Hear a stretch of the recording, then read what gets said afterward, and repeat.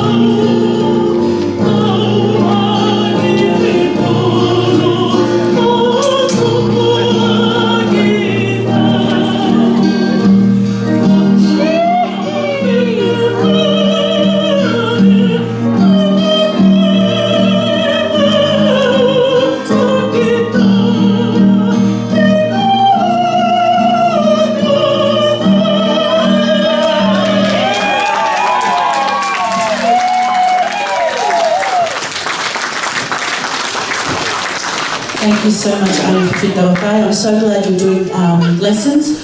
I would like to try and book one in before I go see my husband tomorrow morning. I hope he's still around.